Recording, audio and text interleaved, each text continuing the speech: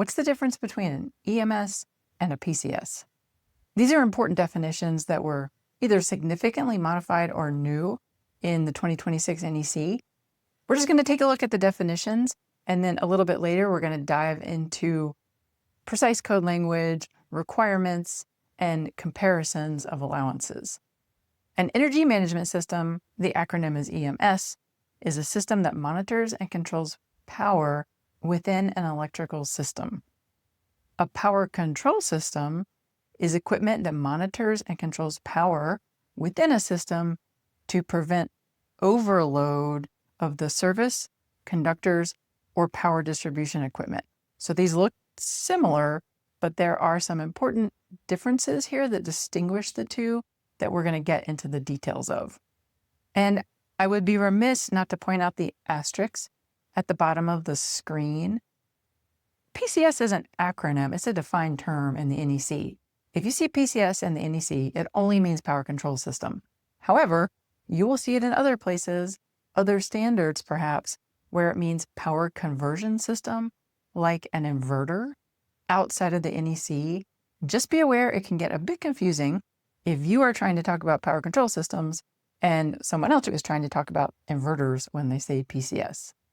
These next two definitions are new. I wanted you to see them both at the same time because there are two subtypes of PCS, multi-source and single source, and they will have different allowances and requirements.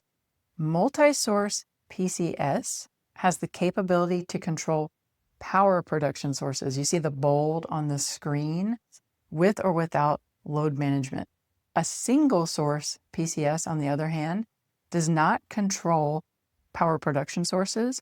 It only does load management. And again, we're going to get a little bit deeper into this because I know this is a bit confusing when you first see these new terms. Let's do a summary because it's important to get this right. There's been a lot of changes in the code, a lot of changes in the industry around this. EMS is like an umbrella category for equipment used to manage power for reasons other than for safety. You could save energy, you could save money, you could improve comfort. I think we're all familiar with energy management systems that could work in industrial facilities or residential applications that may be designed for things like shifting loads off of peak rate times. A PCS, on the other hand, is a specific type of EMS that has active safety functions to prevent overload on conductors. And it's the only type of this system in the NEC that is capable of controlling multiple sources of power within an electrical distribution system. Remember our multi-source PCS definition we just looked at. The PCS can control power sources to prevent overload on conductors.